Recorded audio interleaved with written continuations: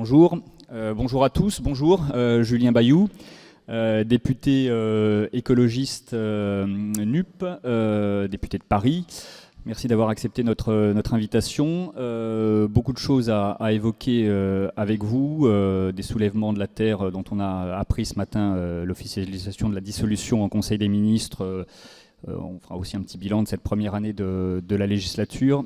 Juste avant de céder la parole à Chantal Didier, je vous rappelle que notre rencontre est retransmise en direct sur le site internet de l'Assemblée nationale et qu'un live tweet est assuré par nos amis Nicolas Prissette et Stanislas Noyer. Oui, bonjour, monsieur. Bon, le Conseil des ministres devait, je ne sais pas, on a confirmation ou pas, ça y est, c'est fait, donc a décidé de dissoudre le mouvement de soulèvement de la terre. Pensez-vous, comme certains de vos collègues, qu'il s'agit d'une criminalisation des écologistes ou au contraire que il faut lutter contre certains excès de violence? Merci pour l'invitation et puis pour l'échange. Non, moi j'y vois une vraie dérive et en fait une perte de sang-froid. C'est-à-dire qu'on a un président de la République qui s'était présenté comme... rappelez-vous, en 2016, avec Révolution, son livre qui voulait réinventer la démocratie, qui avait pris appui d'ailleurs sur un François Bayrou qui attachait beaucoup d'importance, et qui depuis ne cesse de verrouiller le Parlement ou criminaliser les mouvements sociaux. La liberté de manifestation est toujours plus difficile depuis les lois Macron 2016, et là c'est la liberté d'association qui est en jeu. Et je voudrais vraiment qu'on mesure à quel point c'est dangereux. Le ministre de l'Intérieur s'était permis des remarques sur la Ligue des droits de l'homme, qui est une association centenaire qui s'est créée à l'occasion de l'affaire Dreyfus, c'est pas rien. La ministre de la Culture s'était interrogée sur un discours d'une actrice qui critiquait la réforme des retraites et disait en gros, sous-entendu, que puisque le cinéma bénéficiait d'argent public, alors les artistes devaient être dociles à l'égard du gouvernement. Vous voyez, deux points font une ligne. Et à la fin, on a un ministre de l'Intérieur qui est objectivement mis en difficulté par des mobilisations de désobéissance civile, et j'y reviendrai, et qui du coup conduit à la dissolution. Et qu'est-ce que c'est la dissolution d'une association? Ce n'est pas vraiment une association d'ailleurs, je crois. Le statut est un peu collectif, étrange. Bien sûr, un collectif qui rassemble des personnalités, des associations comme Attac ou la Confédération Paysanne. Ça n'a vraiment aucun sens d'un point de vue pratique. Mais sur le fond, quand est-ce qu'on fait dissolution? La République dissout les organismes qui se donnent pour objectif de la contester. Des royalistes, des néo-nazis, l'ultra-droite, l'islam radical, évidemment. Quand des prêches, quand une organisation se donne pour objectif de contester les lois de la République, alors elle peut être dissoute. Oui. Ce n'est pas du tout le cas des soulèvements de la terre. Les soulèvements de la terre, c'est une association ou un collectif, de fait, qui se donne pour objectif d'écouter la science et d'alerter sur le dérèglement climatique qui vient. Il n'y a rien à voir avec une contestation de la République. S'il y a des violences... Il y a la violence. Alors moi, je soutiens la désobéissance civile non violente, pacifique, non violente. La désobéissance civile, mettons-nous d'accord, Henri David Thoreau, contester ce qui est légal et ce qui est légitime, c'est le démontage du McDo par José Bové il y a 20 ans. C'est en dernier recours, à visage découvert, pour une cause qui vous dépasse, et vous en assumez les actes devant les tribunaux. Et c'est non violent, évidemment. C'est d'ailleurs comme ça que ça fonctionne. C'est quand Rosa Parks décide de se maintenir à l'avant du bus. C'est un petit geste pour une cause qui vous dépasse, en dernier recours, à visage découvert, assumé devant les tribunaux. Et c'est bien souvent le fait d'aller devant les tribunaux qui permet de gagner devant l'opinion publique. Donc c'est certainement pas du sabotage, de la violence aux personnes, à visage masqué, etc. Ça, pour moi, c'est pas de la désobéissance civile. Bon.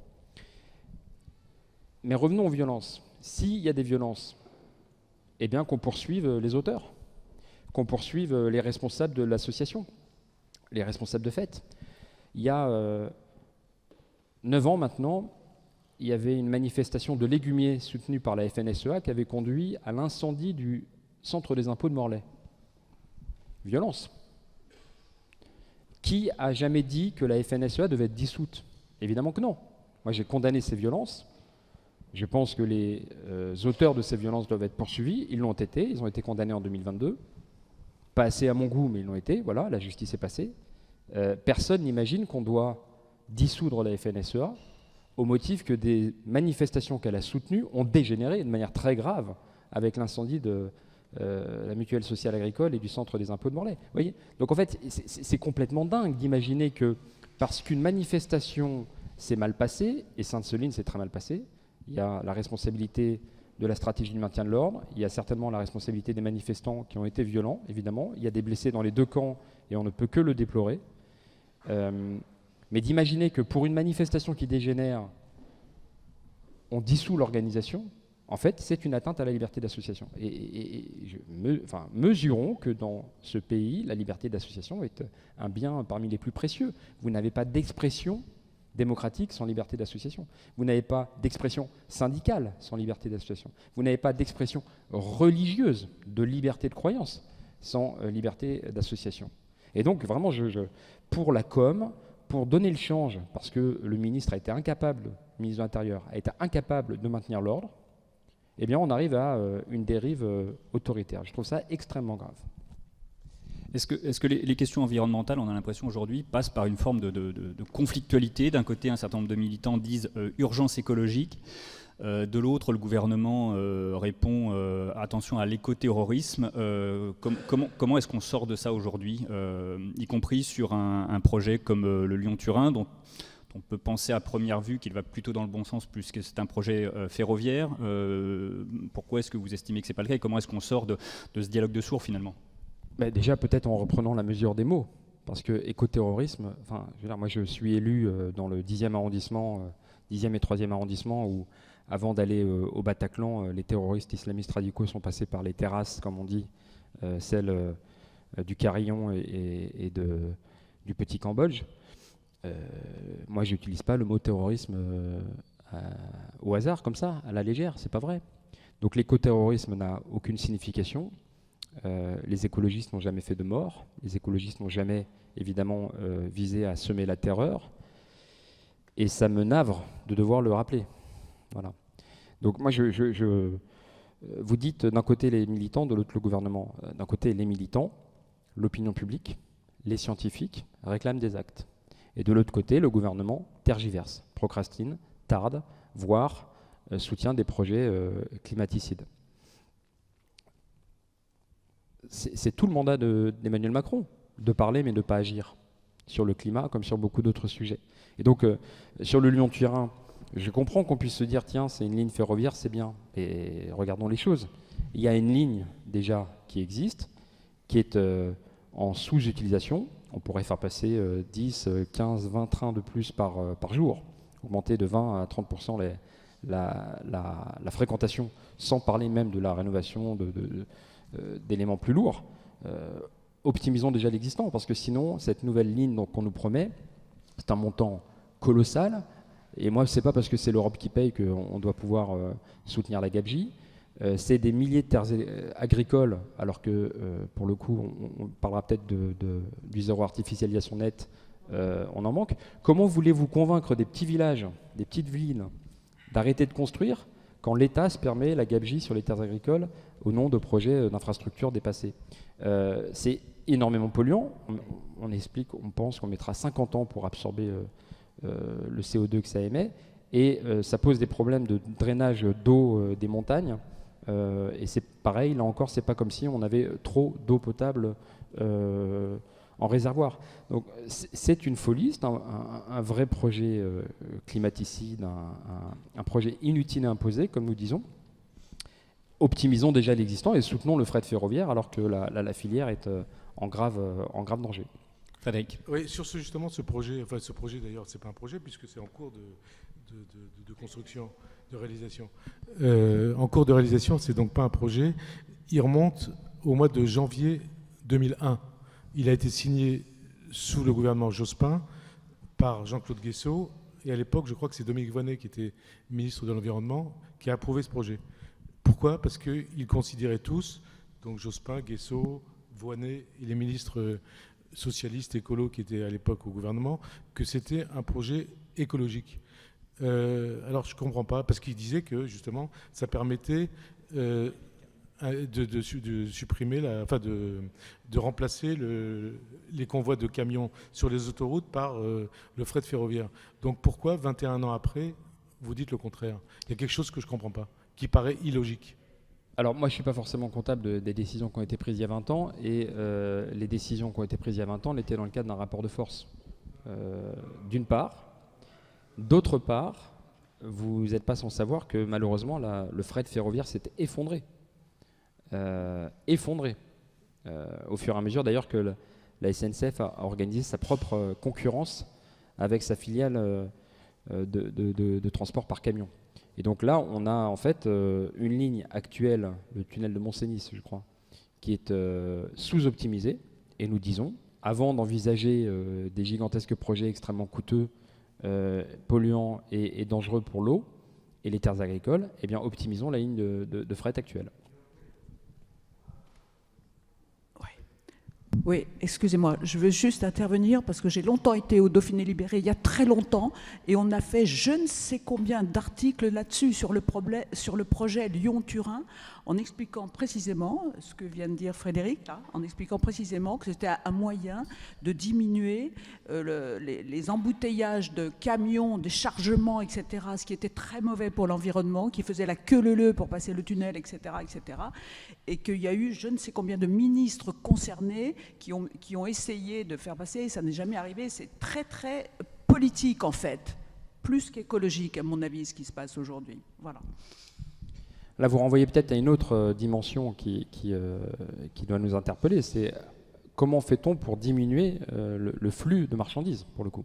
Parce que, outre le fait qu'aujourd'hui, la ligne ferroviaire actuelle est sous-utilisée, qu'elle pourrait être optimisée grandement, on a un flux toujours plus incessant de marchandises, et considérer qu'on doit en fait construire demain les infrastructures qui seront bientôt dépassées, ceci, cela, en fait nous emmène très très loin de l'objectif de sobriété. On l'a longtemps professé sous les moqueries. Je note que désormais ce terme est employé régulièrement par le gouvernement, à mauvais escient. Moi, mon opinion n'est pas que nous devons toujours nous adapter à toujours plus de marchandises, toujours plus de vitesse, et ainsi de suite. Sur un autre sujet, on pourrait s'étonner que les écologistes s'opposent à des lignes à grande vitesse, celle du sud-ouest. Mais c'est pas, là encore, parce que nous pourrions optimiser la ligne actuelle entre Bordeaux et Toulouse et éviter le saccage de terres agricoles. Pour 2 à 3 fois moins cher qu'une nouvelle ligne, nous pouvons faciliter la modernisation de la ligne actuelle. Mais même au-delà de cette querelle sur la ligne à grande vitesse et sur la ligne actuelle, si vous êtes aux alentours de Toulouse et de Castres, par exemple, la question se pose de ne plus avoir à aller à Bordeaux ou à Paris en moins de temps qu'il n'en faut pour le dire. La question est de pouvoir avoir à des centres de santé, si vous voulez chercher un ophtalmo à Castres, on va vous renvoyer sur Toulouse ou sur Bordeaux. En fait, le problème n'est pas de pouvoir aller toujours plus vite à Bordeaux. Le problème est de pouvoir avoir accès là où vous êtes, y compris hors métropole, à la culture, la santé, le service public de gendarmerie, et ainsi de suite. Voilà ce que nous disons. Et donc c'est une double opposition. D'abord parce que l'actuel peut être amélioré, mais d'autre part que c'est l'ensemble de l'aménagement du territoire qui doit être revu. Ce que vous nous dites en quelque sorte, avant de passer la parole à Gérard et à Anita, c'est que les décisions d'hier ou d'avant-hier ne correspondent pas forcément aux enjeux d'aujourd'hui ou de demain? Non, du futur, oui, plutôt. L'aéroport de Notre-Dame-des-Landes avait été envisagé en 1967 et à l'époque c'était un projet actuel pour répondre aux défis de notre temps. C'était la devise. Voilà. Et c'était pouvoir accueillir le Concorde à Nantes. Voilà. Et depuis 1967 et jusqu'à donc 2010, 12, 14 et quelques, c'était là-dessus. Voilà, un enjeu de fierté des territoires, de pouvoir accueillir le Concorde à Nantes. Et puis quand le Concorde s'est arrêté, il fallait quand même pouvoir faire Nantes-New York différemment, etc. Enfin, évidemment qu'on doit réinterroger au fur et à mesure et que non, 1967, les défis du climat ne se posent pas de la même manière, de biodiversité. Aujourd'hui, nous avons préservé Notre-Dame-des-Landes et le bocage, des zones humides précieuses. c'est une victoire, oui. Et je pense que plus grand monde aujourd'hui pourrait venir devant vous sérieusement vous dire il y a un vrai sujet d'avoir un nouvel aéroport à Nantes et j'ai une bonne idée, on va le mettre à Notre-Dame-des-Landes. C'est pas vrai. Donc que mes propositions ou mon opposition à ces projets heurtent, je l'assume, vraiment, mais il n'y a rien dans ce qui sort jour après jour dans la science, ni dans malheureusement les événements qui se réalisent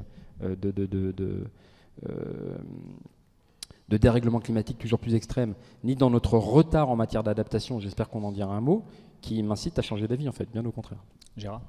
Est-ce que quand même les deux sujets qu'on vient d'évoquer n'illustrent pas une évolution inquiétante des écologistes ? Vous parliez de Notre-Dame-des-Landes, dès le départ vous étiez contre, donc là-dessus il n'y a rien à dire. En revanche, je reviens sur le Lyon-Turin, effectivement pendant très longtemps, les écologistes nous expliquaient qu'il fallait favoriser le train, le fret, plutôt que la route. Or, le Lyon-Turin, c'est 1,5 million de camions qui passent chaque année par les vallées alpines.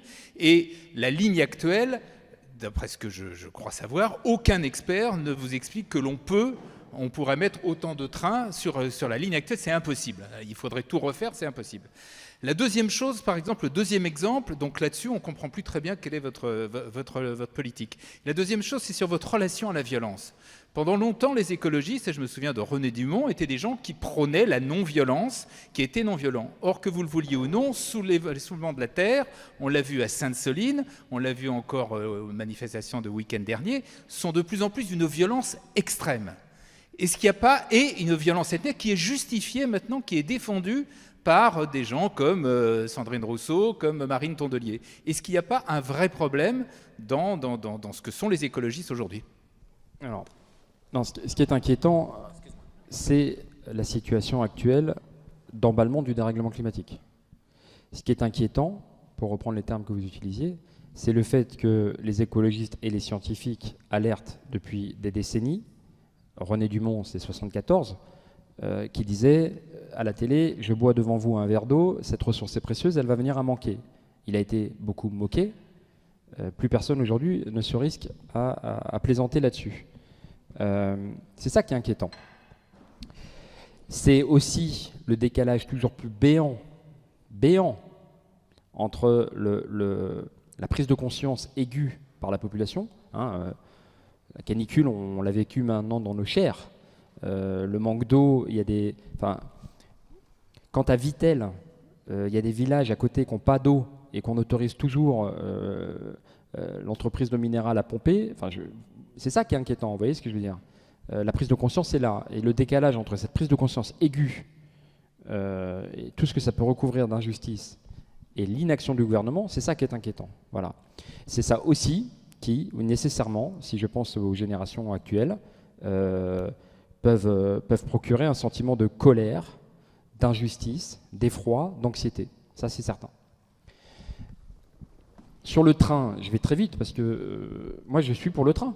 Et je vous dis, la ligne actuelle est sous-utilisée. Donc avant d'envisager des infrastructures complètement gigantesques qui sont dangereuses pour l'eau ou pour les terres agricoles, optimisons la ligne actuelle. Très bien. Maintenant, sur la violence. Moi, je suis non-violent. Toutes les manifestations que j'ai pu faire ou soutenir sont non-violentes. Je le suis par éthique, je le suis parce que je suis écologiste, et je le suis aussi par stratégie. Au sens que, pour obtenir gain de cause, au-delà de l'aspect éthique et moral, je pense que la voie non-violente est beaucoup plus efficace que la violence. C'est pas très original de ma part, ça recouvre ce qu'un Noël Mamère a pu faire,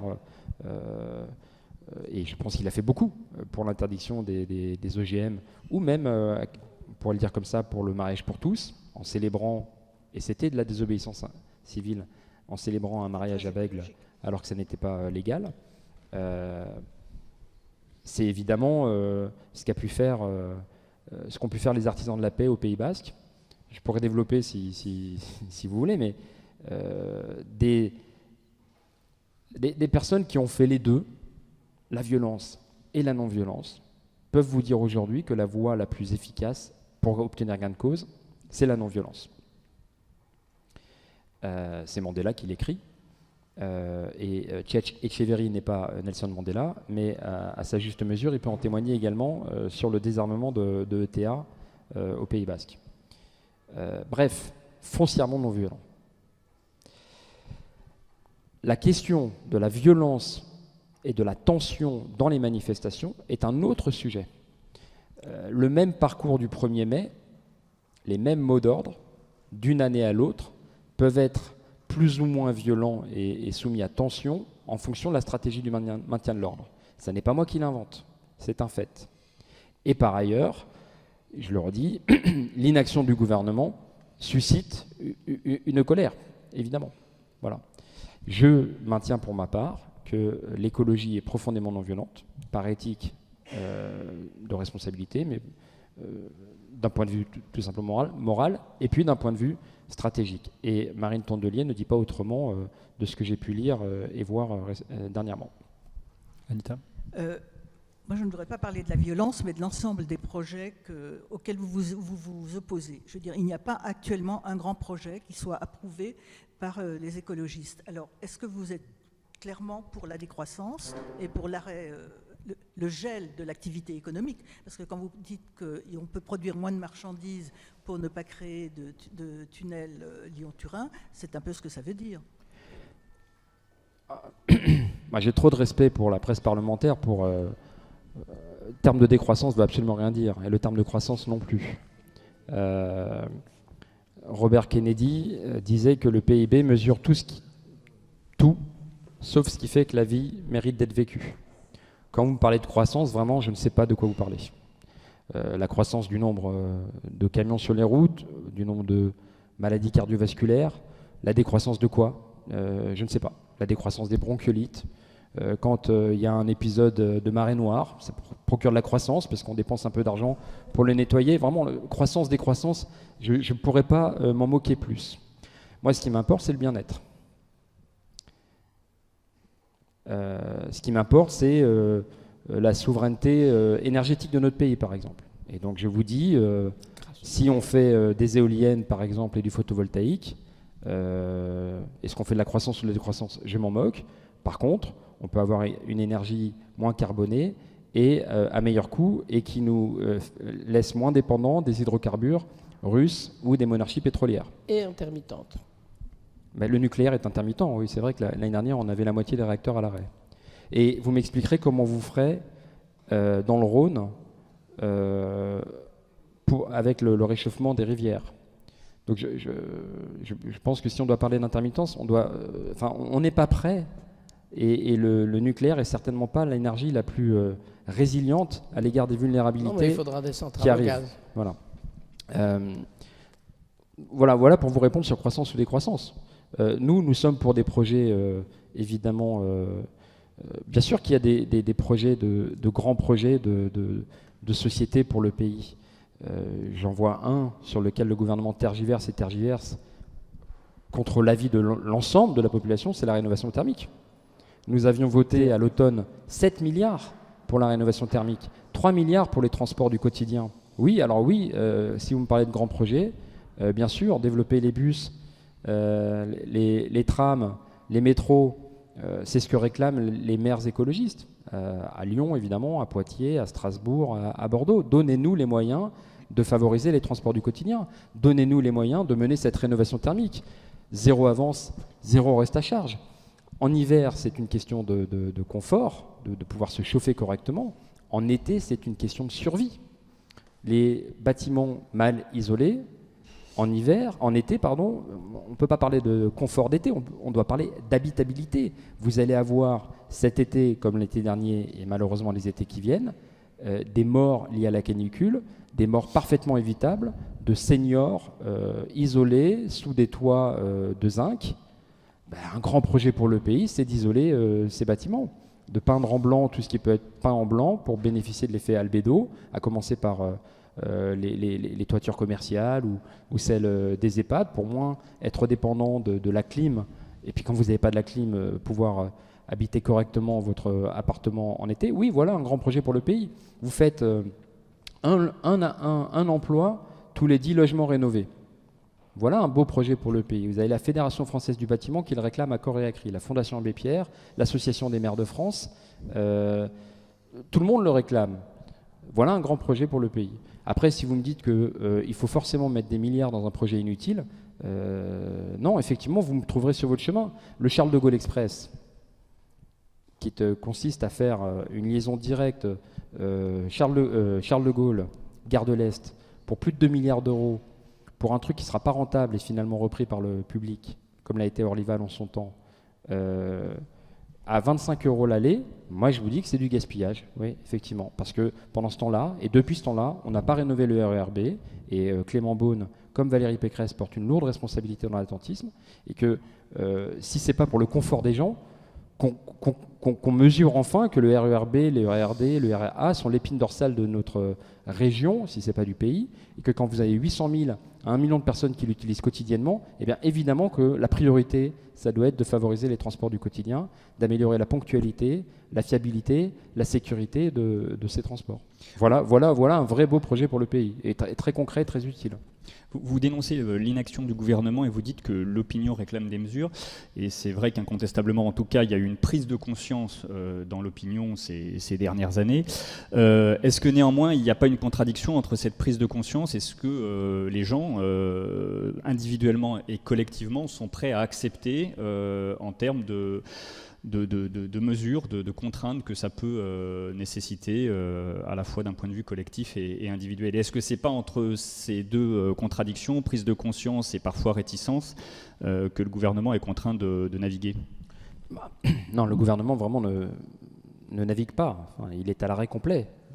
On a eu un quoi qu'il en coûte sur l'entreprise, sur les soutiens à l'économie, zéro contrepartie ni sociale ni environnementale. On a refait en 2020 exactement les erreurs de 2008 à soutenir les banques, les constructeurs automobiles ou Air France, sans aucune contrepartie ni sociale ni environnementale. Aucune. Donc ça, j'appelle aller tout droit. Sur l'écologie, là où on devait réduire de 50% le glyphosate ou en sortir en 3 ans, on a réintroduit les néonicotinoïdes. Sur la rénovation thermique, vous avez carrément une commission d'enquête sur PrimeRénov', à quel point c'est un fiasco. On a des subventions très chères au monogestes, alors qu'on nous explique que c'est les rénovations profondes qui sont les plus efficaces. Il n'y a rien qui avance, rien. Et des fois, il y a pire. Vous avez des mesures de réglementation sans l'accompagnement. Zéro artificialisation nette, c'est ça.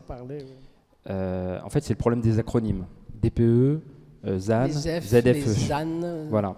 Une zone à faible émission est une mesure absolument nécessaire pour une question de santé publique. Vous avez 40-50 000 morts au moins par an de la pollution, sans compter les maladies cardiovasculaires, les bronchiolites. Il faut agir. Pendant longtemps, on a incité les gens à s'équiper en diesel. C'était cocorico, on a le parc le plus dieselisé, c'était une subvention à la pompe, donc de manière artificielle, on disait aux gens, allez vraiment vers le diesel, c'est ça qu'il vous faut et c'est ça qu'il faut pour le pays. Bon, avant de se rendre compte tardivement, parce que certains l'ont caché, que diesel, CO2, particules fines, c'est vraiment pas bon pour la santé. Mais si vous interdisez sans accompagner, eh bien les personnes se retrouvent piégées. Moi, j'ai proposé l'interdiction des vols en jet privé. On m'a dit, oulala, droit des riches à la mobilité. Mais si vous interdisez à un riche d'utiliser son jet privé entre Cannes et Nice, il peut encore y aller en train et en voiture. Si vous interdisez à une personne pauvre d'utiliser son diesel alors qu'elle n'a pas de transport public à disposition, c'est une interdiction complète de mobilité. Donc prononcer une interdiction sans organiser l'accompagnement, oui, là nous disons c'est même des fois contre-productif. Parce que vous avez une population qui va dire c'est sur moi que ça retombe alors que je n'y suis pour rien. Si je prends vraiment le big picture en matière de négociation climatique, on dit responsabilité commune mais différenciée. Les pays riches ont une responsabilité commune, le Bangladesh aussi, mais évidemment c'est pas le Bangladesh qui a contribué le plus à ce qu'il y a dans l'atmosphère. À l'échelle de chaque pays, c'est la même chose, responsabilité commune mais différenciée. Un Bernard Arnault qui utilise son jet ou son yacht à foison a une responsabilité bien plus grande que vous et moi dans les émissions de gaz à effet de serre. Chacun doit contribuer à sa juste part, exactement comme pour l'impôt. Ça n'est pas le cas. Et quand vous aviez ce qu'on a appelé la crise des gilets jaunes, c'était pas anti-climat. 5 centimes de hausse sur le diesel. Et les gens disaient, mais attendez, moi je suis piégé, comment ça se fait et vous me dites que c'est pour le climat, mais en vrai je comprends que c'est pour financer la baisse des les cadeaux fiscaux faits aux plus riches. Hein, c'est ce que disaient les gilets jaunes. Si vous me disiez que c'est pour améliorer la qualité de l'air que respire mon enfant, je ne serais pas à y réfléchir.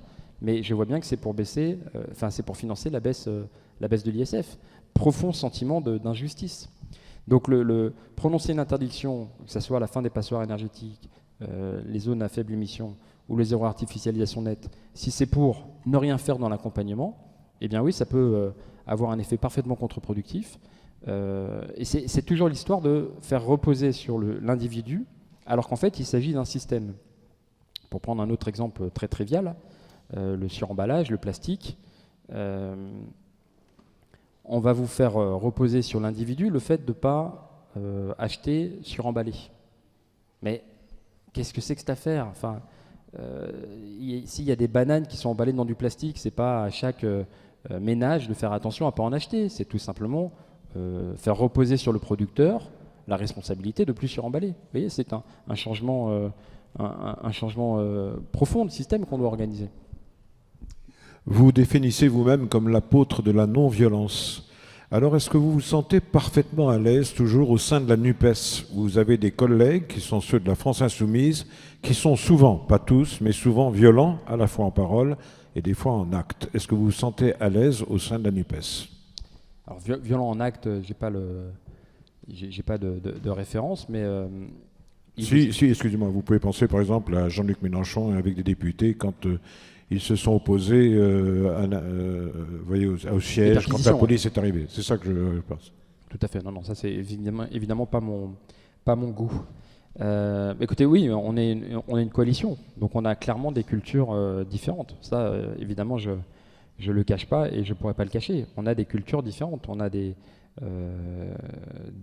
histoires différentes et on a des positions qui peuvent d'ailleurs parfois différer. Et sur un texte, vous aurez entre les 4 groupes de la NUPES, vous pouvez avoir 3 positions, contre, abstention et pour. C'est une coalition. Et si nous étions parfaitement d'accord sur tout, nous serions dans le même parti, comme on dit. Et même dans un parti, vous avez souvent des positions qui peuvent diverger, comme vous le savez. Donc oui, c'est une coalition. Et quelque part, peut-être qu'on y viendra, mais c'est une des vertus de la situation actuelle que l'opinion publique, les médias et même nous-mêmes politiques, nous ouvrions à l'existence de ces coalitions. Nous ne sommes pas d'accord sur tout et on a de profondes convergences. Et moi, mon enjeu, si vous me parlez de la NUPES, moi qui ai contribué très, très concrètement à sa mise sur pied il y a un peu plus d'1 an, 13 jours, 13 nuits de négociations, où nous n'avons pas pu tout balayer le projet pour le pays dans son ensemble, c'est de transformer ce qui est une coalition électorale défensive. Hein, nous avions chacun perdu la présidentielle, le premier tour, et certains plus que d'autres, clairement. Passer d'une coalition électorale à une plateforme de conquête du pouvoir pour l'exercer.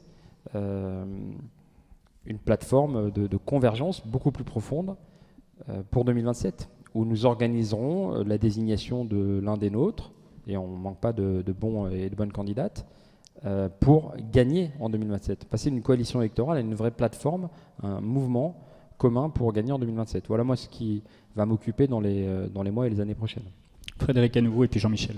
Oui, justement, dans votre plateforme de 2027, il y aura a priori le retour du départ à la retraite à 60 ans. Ouais. Et donc, dans ce contexte, le nouveau rapport du corps prédit un système toujours déficitaire en 2030 malgré la réforme. Alors, est-ce que ce n'est pas la démonstration que ce retour de l'âge légal à 60 ans est impossible? N'est pas le signe aussi, la preuve que votre contestation de la réforme des retraites n'avait pas de sens, et que si vous voulez vous mettez en œuvre cette réforme, ce retour à l'âge légal à 60 ans, ça mettrait le régime des retraites en faillite? Évidemment, si je vous réponds oui, c'est un peu compliqué. Mais votre question, je peux complètement la retourner. Parce que alors, le Conseil d'orientation des retraites dit aujourd'hui le contraire de ce qu'il disait il y a un an. Oui, c'est vrai que... On est forcé de le... Vous pouvez me le concéder.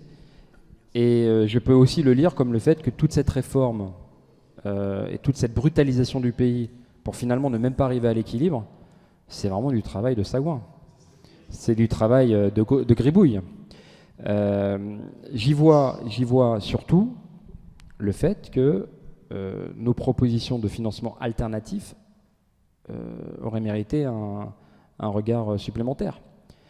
Si vous augmentez les fonctionnaires, vous augmentez les pensions. Si vous cessez et combattez les inégalités salariales femmes-hommes, avec des véritables mesures à la hauteur du principe travail égal, salaire égal qui a été adopté en 1972, il y a 50 ans. Si on passe enfin aux travaux pratiques, c'est de l'ordre de 5 à 6 milliards que nous pouvons récupérer pour l'équilibre des réformes de retraite, puisqu'on le sait, moindre salaire équivaut à moindre pension pour les femmes.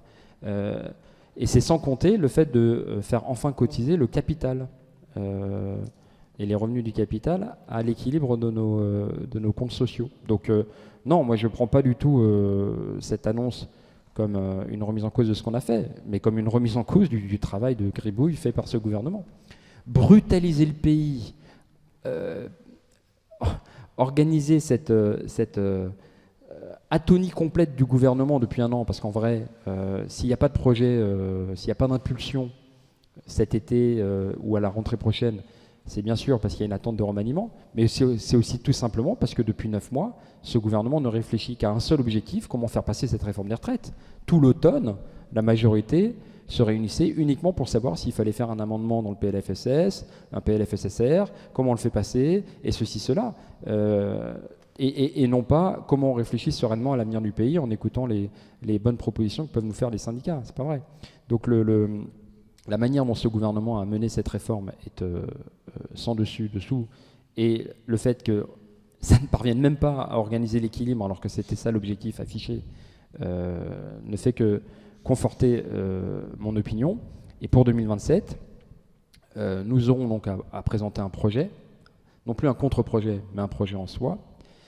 Si nous n'avons pas abrogé la réforme d'ici là, parce que moi je n'abandonne pas la partie, il y aura des PLFSS, il y aura peut-être des référendums d'initiative partagée, il y aura de multiples initiatives d'ici là. Et je vois un enjeu majeur à prendre enfin en compte la pénibilité. Voilà. Et donc, si ce n'est pas tout le monde à 60 ans, c'est au moins pouvoir le garantir aux métiers les plus pénibles. Vous avez là désormais dans le projet de loi justice l'invention de nouveaux statuts pour les surveillants pénitentiaires, précisément parce que c'est pas vrai que vous pouvez correctement faire votre métier de surveillant pénitentiaire à 60, 62, 63, 64 ans. C'est pas vrai. Et donc, il y a des métiers pénibles, il y a des métiers dangereux. La France est record, malheureusement, d'Europe en matière d'accident du travail. Et donc, oui, il faut le prendre en compte. Et donc, oui, nous organiserons un autre projet de réforme des retraites que celui-ci. Jean-Michel. Oui, bonjour, Jean-Michel Lamy, nouvel économiste. L'écologie planétaire a rendez-vous demain et après-demain à Paris. Ça s'appelle le Pacte financier mondial. Bon, il s'agit d'adapter les outils de Bretton Woods. Bon, alors sans être vraiment polémique, est-ce que cette affaire organisée par Emmanuel Macron, c'est pas plus efficace que d'arracher des salades ? Mais très bien, très bien. Très bien. Ça fait 10 ans qu'Emmanuel Macron est au pouvoir. Moi, il a dit Make our planet great again. Il a été champion de la Terre.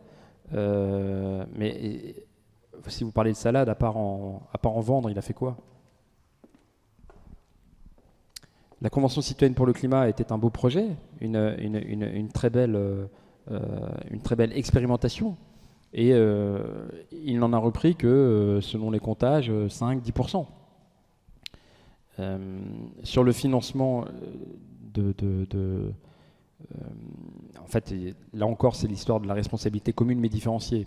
Le Bangladesh, les pays insulaires, les pays comme le Mali vont infiniment plus souffrir des conséquences du dérèglement climatique alors qu'ils y sont finalement très peu pour le stock d'émissions de CO2 qu'il y a dans l'atmosphère par rapport à l'Europe ou les États-Unis. Donc il y a un enjeu de financement, de transfert de technologie, bien sûr. Les fonds ne sont pas abondés. Donc pour l'instant, on est sur de la promesse non suivie des faits. Et si on voulait absolument être cohérent, on commencerait par interdire ou empêcher le projet de pipeline là, ICOP en Ouganda et Tanzanie. Et on a la main dessus puisque c'est Total qui le fait. Vous voyez, moi je veux bien qu'on fasse des grands sommets, etc. Est-ce que c'est plus ou moins efficace que faire sa propre salade? Je ne sais pas. Mais tant que vous soutenez ICOP, projet climaticide s'il en est, climate bomb comme on dit, eh bien ne venez pas me parler d'action pour le climat, c'est pas vrai. Maintenant, si vous voulez agir, eh bien mettons enfin en place la taxe sur les transactions financières. Taxe sur les transactions financières que nous aurions pu mettre en place il y a plus de 20 ans, et à chaque fois c'est la France qui dit non mais il vaut mieux le faire au niveau européen. Et vous savez pourquoi on dit ça? Pour ne pas le faire.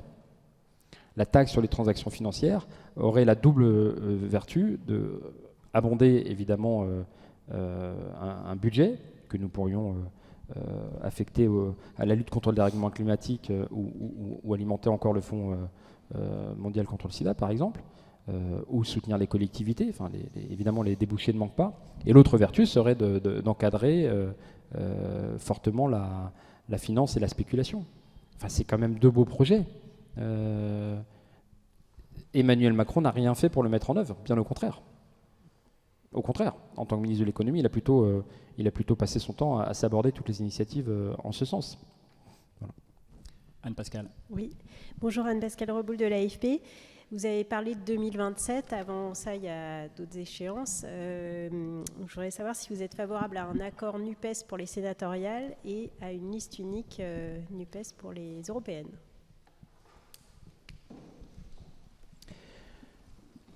Sur les sénatoriales, j'ai envie de dire malheureusement c'est une élection qui est loin du public. On est peu à voter. Le vote est obligatoire, faut le relever. Et ça compte quand même beaucoup sur des comptages de grands électeurs. Donc en fait c'est très lié. Et je sais, pour avoir essayé d'organiser un accord la dernière fois, que nous pourrions gagner à la marge quelques sièges et que nous n'y parvenons pas parce que par département nous n'arrivons pas forcément à faire des accords. Donc je ne sais pas où ça en est et je ne suis pas sûr qu'on arrive à faire un accord sur tout le pays pour septembre 2023. Outre le fait que nous perdons quelques sièges qui pourraient nous apporter du poids au Sénat, une fois que j'ai dit ça, c'est pas ça qui condamne la NUPES. Bon. Sur condamnation de la NUPES qu'on nous a prédit depuis sa création. Sur les européennes, là pour le coup, je crois qu'il y a un point sur lequel il faut être franc. Aller aux européennes en disant unité, sans mettre à plat les différences qu'il peut y avoir sur la question européenne, me semble potentiellement contre-productif. Donc moi, je suis favorable à une liste, les écologistes en tête, qui accueillent d'autres formations, si on partage une même ligne, vous voyez. Pour nous, ce n'est pas une élection intermédiaire, c'est une élection en soi. Voilà. La question européenne est majeure. Si vous voulez traiter du dérèglement climatique, des finances mondiales, de l'évasion fiscale, de l'accueil des réfugiés, bon, c'est l'échelon évidemment le plus pertinent. Nous portons une ligne écolo, fédéraliste. Et donc, voilà, si vous en avez un qui dit blanc et l'autre qui dit gris, ça arrive à la droite tous les jours, on l'en retient par rigueur. Évidemment, une liste de gauche et écologiste, elle serait marquée au pilori là-dessus, et donc ça ne produirait pas les effets escomptés. Donc à la limite, il vaut mieux plutôt quatre nuances d'une Europe sociale, écologiste, plus ou moins fédéraliste, ceci, cela, qu'une liste qui n'aurait comme ambition que l'unité. Voilà. Il nous en faudra de toute manière, par contre, avoir un projet commun pour l'Europe en 2027. Donc si on le fait dès 2024, ça me va. Et c'est en ça qu'une ligne fédéraliste peut être un projet qu'on assume ce leadership peut être intéressant. À défaut, il faudra le traiter pour 2027. François. Oui, François Gervais, Horizon Politique. Quelles sont vos relations avec les Grünen, les écologistes allemands, et est-ce que vous avez des modèles ailleurs en Europe, des écologistes qui sont au pouvoir, par exemple? Alors moi, j'ai pas de relation particulière avec les Grünen, mais je sais que, par exemple, ma collègue Mélanie Vogel, sénatrice, évidemment, suit de près les travaux du Parti vert européen pour nous. Donc, moi, à titre tout à fait personnel, je ne peux pas vous orienter sur des... Enfin, je ne peux pas vous répondre beaucoup plus avant. Voilà. On a des discussions avec les Belges, les Wallons, avec les Grünen, mais ce n'est pas moi qui les organise.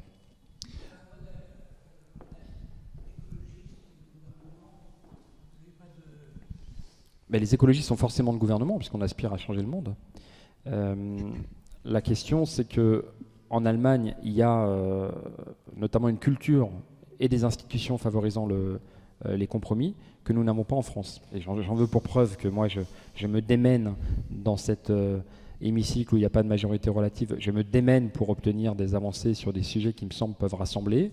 L'augmentation des moyens des pompiers, l'action pour le logement et l'encadrement d'Airbnb, ou la régularisation des sans-papiers, qui est une très très grosse demande de la part des employeurs, par exemple. 3 sujets sur lesquels je pense que nous pourrions avoir des majorités composites, qui ne se retrouveraient pas systématiquement du même jour au lendemain sur ces 3 sujets.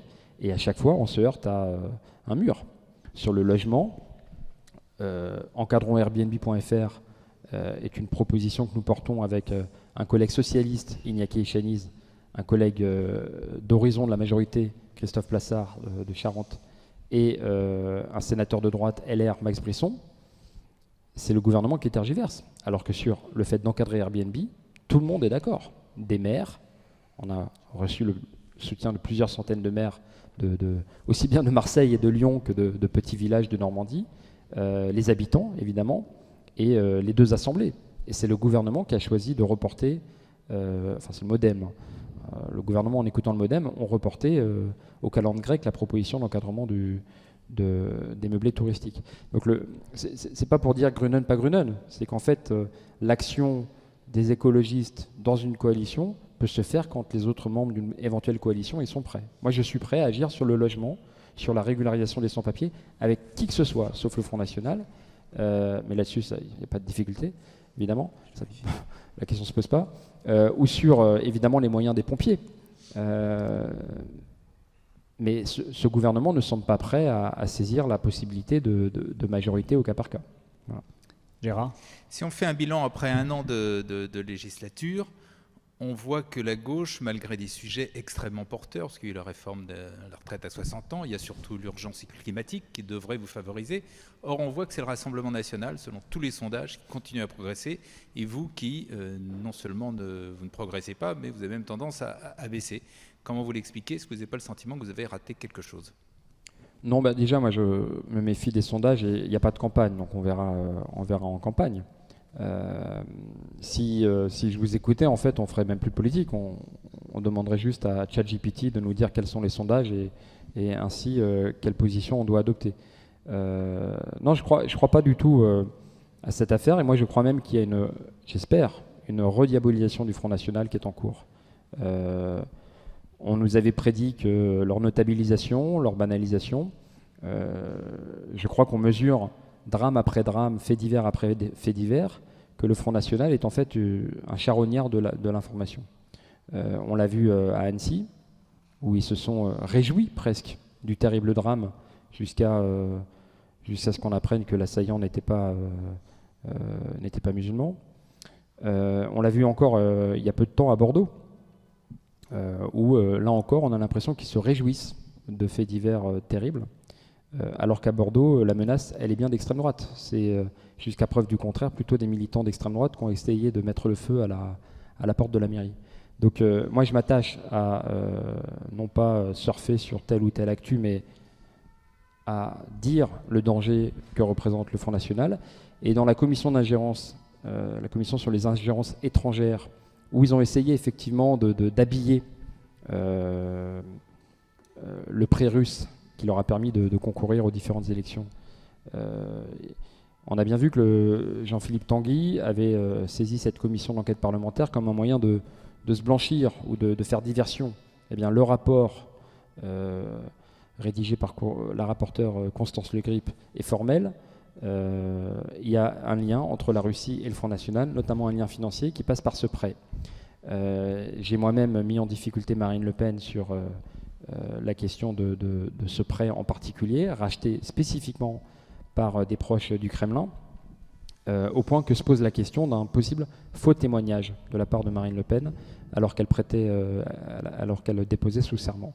Donc moi je ne crois pas du tout que le Front National s'en sorte. Je ne compte pas le laisser s'en sortir à si bon compte. S'agissant de la gauche et des écologistes, ben oui, on a un travail à faire, clairement. Je vous dis, on a perdu la présidentielle. Nous n'étions pas au second tour. Ni le PS, ni les écolos, ni LFI, ni le PC. Donc on part de là. Je crois quand même qu'on a un énorme point d'appui avec cette mobilisation sur les retraites, qui pour l'instant n'a pas permis d'abroger, mais qui a permis une immense mobilisation. Et de la même manière, on a un point d'appui avec la NUPES qui fonctionne bien, quoi qu'on nous en dise et quoi qu'on nous ait prédit, et sur l'intersyndicale qui a retrouvé ses lettres de noblesse, si je peux dire, en organisant 13, 14 journées de manifestations, de haute tenue et de grande participation. Sur le sujet de l'immigration, comment est-ce que vous vous positionnez? On attend le projet de loi du gouvernement qui devrait être débattu à l'automne. Avec une forme en même temps, c'est-à-dire à la fois plus d'expulsion et un certain nombre de régularisation. Les Républicains et le Rassemblement national, quant à eux, veulent que la France puisse déroger aux règles européennes en la matière. Est-ce que c'est un débat d'abord qu'il faut avoir, et comment est-ce que vous vous positionnerez dans ce cadre-là? Non, c'est un débat bidon. Et je constate que le gouvernement, jour après jour, est de plus en plus ridicule. C'était soi-disant une priorité de la campagne. Et puis finalement, on nous apprend que le texte viendra peut-être un jour. Alors c'était l'automne 2022, puis maintenant c'est le printemps 2024. On a un ministre Darmanin toujours plus ridicule à tenter d'aller chercher le soutien de la droite qui elle-même fait la course avec le Front National. S'il y a un sujet relatif à l'immigration dans ce pays, c'est l'organisation de l'accueil. Nous sommes pour la régularisation des sans-papiers. C'est un constat que je partage avec Thierry Marx, avec la CCI de PACA, avec la CGPME d'un peu partout dans le pays. 75% des Français, quand ils sont interrogés sur la question, disent que l'immigration est facteur de richesse culturelle. 81% disent que les travailleurs étrangers doivent se considérer comme chez eux puisqu'ils contribuent à l'économie de ce pays. Moi, j'ai vraiment l'impression que, au-delà de l'écume d'un Ciotti qui répond à Bardella, qui je sais pas quoi, qui fait la course à machin, et Darmanin qui essaye de leur plaire, il y a fondamentalement dans ce pays une aspiration humaniste à organiser l'accueil. Voilà. Et quelque part, c'est presque un coming out que nous devons faire. Nous sommes pour l'accueil et l'intégration des étrangers. Nous sommes pour régulariser les sans-papiers. Et le fait divers, par exemple, à Besançon, où un boulanger avait fait une grève de la faim pour son apprenti, qui quelque part devenait du jour au lendemain sans papier. C'est-à-dire qu'il a des compétences, il est régulier, et je crois que parce qu'il devenait majeur, il perdait ses papiers. C'est quelque chose qu'on voit tous les jours, cette solidarité. Vous avez une mise en irrégularisation de la part de préfectures qui tardent à donner des rendez-vous, c'est parfaitement documenté, qui des fois remettent un titre de 12 mois, 14 mois après la demande. Donc en fait, elles ont transformé une personne régulière en sans-papier. Les restaurateurs nous disent que c'est une catastrophe. Voilà, vous avez un chef de rang, il est compétent, il fait son travail, tout le monde l'apprécie, et du jour au lendemain, il est mis en irrégularité. Voilà ce que nous voulons changer. Et donc plutôt que les fadaises de je sais pas quoi, expulser plus, etc., nous voulons organiser l'accueil. Donc je ne souhaite pas attendre ce projet de loi asile-immigration, je souhaite qu'il soit oublié, parce que il y a une tendance dans ce pays à droite à faire un lien entre immigration et délinquance, parce qu'il n'y a pas besoin d'un 20e texte en 30 ans ou je ne sais pas quoi. Par contre, l'urgence, c'est la régularisation des sans-papiers. Et donc voilà ce que nous allons proposer avec la NUPES, si ce gouvernement tarde trop, à organiser la régularisation des personnes qui, sur ce dans ce pays sont victimes d'une précarité insupportable. Quand vous avez répondu à Gérard sur les sondages qui montent pour le Rassemblement national et qui baissent pour vous, vous avez dit « je me méfie des sondages ». Dans la campagne qu'il y a eu contre le projet de loi sur la retraite, tous les opposants ont dit 80% des Français, des fois c'était 90% des Français, sont contre ce projet. Et c'est bien sûr uniquement un sondage qu'ils ont dit ça. Il n'y a pas eu autre chose. Alors des fois le sondage ça vous arrange, des fois ça vous arrange pas. 80% des Français, on a entendu ça tous les jours. Non, oui, bien sûr. Non, je me méfie des sondages en matière de campagne électorale. Parce que par exemple en 2019, nous avions démarré les européennes à 3, on finit à 13,5 le jour de l'élection. Le vendredi, 48 heures avant, on était à 7. L'élection de 2022, on avait démarré plus haut, par exemple. Vous voyez. Donc je me méfie juste de cette projection qui consiste à dire que parce que... Mais sur les campagnes servent à quelque chose. Non, parce que si on écoutait en 2019, on n'aurait pas dû se présenter. Vous démarrez à 3, vous n'êtes même pas remboursé.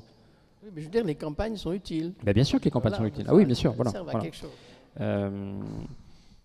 Sur ce qu'on peut lire, par exemple, qui est important dans cette mobilisation sur la réforme des retraites, c'est que justement le niveau n'a pas bougé, les différentes enquêtes ont plutôt montré une stabilité du soutien à la mobilisation contre l'abrogation. Il ne nous reste plus beaucoup de temps, mais une question sur le bilan que vous tirez de cette première année de la législature dans cette assemblée particulière, sans majorité absolue, avec des oppositions très, très diverses et nombreuses en députés. Quel premier bilan vous tirez d'une façon générale? Et vous avez évoqué tout à l'heure votre travail sur Airbnb notamment. Est-ce que vous aimeriez que, ça a été un peu le cas au cours de cette première année, mais est-ce que vous aimeriez que ce soit davantage le cas à l'avenir, qu'il y ait plus de place à des textes transpartisans au cours de ce qu'on appelle les semaines de l'Assemblée? Oui, moi en 3 mots, fierté, gâchis, espoir. Fierté de ce que nous avons pu faire il y a 1 an, alors que nous avions perdu la présidentielle. Enfin, il faut toujours voir de là où on part. Et donc doubler le nombre d'élus de gauche et avoir le plus grand groupe de l'histoire parlementaire des écologistes. Voilà, une fierté. Et depuis, on nous disait oui, ça va s'écrouler, ceci, cela. Et ça tient de mieux en mieux. Un gâchis, c'est que nous avons une opportunité historique dans ce pays d'avoir une absence de majorité. Je pense que c'est une chance. Quelque part, les Français nous ont fait le cadeau d'une proportionnelle par effraction. Et je trouve que c'est un immense gâchis de la part du gouvernement, une faute de ne pas l'avoir saisi. Voilà, nous pourrions avoir des majorités composites sur différents textes, sur le droit à la consommation, sur l'égalité salariale femmes-hommes, sur la question du logement, sur la régularisation des sans-papiers, parce que c'est demandé largement par le patronat, évidemment par les syndicats. Nous pourrions avancer si le gouvernement n'avait pas perdu du temps à considérer qu'il allait quand même essayer d'avoir une majorité tout seul. C'est un immense gâchis, et vous voyez, sur le logement, enfin... Hier, la Fondation Abbé Pierre a sorti un communiqué pour réclamer une politique du logement. Il n'y a pas de politique du logement dans ce pays. Voilà. Il n'y a pas de ministre du logement, il n'y a pas de politique du logement, et ça fait 10 ans qu'Emmanuel Macron est président, et 10 ans qu'il ne s'en soucie pas. Dans le premier gouvernement Borne, il n'y avait pas de ministre du logement. Et il n'y en a pas beaucoup plus aujourd'hui. Voilà. Désolé, Monsieur Klein. Vraiment, c'est Bercy qui pilote. Et on a vraiment le sentiment que la priorité, enfin le premier poste de dépense, le premier des droits, vous n'avez pas de droit à la santé si vous n'avez pas de droit au logement, vous n'avez pas le droit de voter si vous n'avez pas le droit au logement, vous n'avez pas le droit à une famille, à un emploi si vous n'avez pas un logement. Ce premier des droits est vraiment méprisé, délaissé. On parle de crise du logement parce que désormais ça touche aussi bien les locataires que les primo-accédants à cause du foncier, des taux d'intérêt, mais cette crise du logement elle est là depuis 20 ans. On a vu quelques photos d'Emmanuel Macron se pencher au chevet d'un SDF pour faire un peu de com, et depuis, rien. Voilà. Et donc ça, moi, ça me navre. Alors que là-dessus, évidemment, des républicains à la NUPES, on pourrait trouver les moyens d'avancer sur aussi bien du logement social que du soutien aux copropriétés dégradées en matière de rénovation thermique. Voilà. Donc un immense gâchis. Et puis un espoir, c'est que c'est pas fini. Voilà. Je continue, moi, de chercher des voies de passage transpartisane et au-delà de la NUPES sur les moyens d'adaptation. Nous disions qu'on n'était pas prêt, que le climat est une question de sécurité nationale, que ce gouvernement nous rend vulnérables On le constate malheureusement jour après jour, sur l'eau, sur les nappes phréatiques, sur les moyens des pompiers. Et je sais qu'au projet de loi de finances, nous pourrons trouver des chemins convergents avec des personnes qui ne pensent pas comme moi sur beaucoup d'autres sujets. Ça, c'est le premier point. Et là, un espoir encore plus vaste, encore plus enthousiasmant, partir d'une coalition électorale pour faire de la NUPES ou son avatar de demain un vrai moyen de conquête du pouvoir en 2027 pour pouvoir avoir l'un des nôtres, une candidature solide à l'Élysée et changer enfin son fonctionnement. Voilà. On aura l'occasion de vous réinviter pour en parler sans doute. Avec plaisir. Merci Julien Bayou, merci à tous, bon après-midi.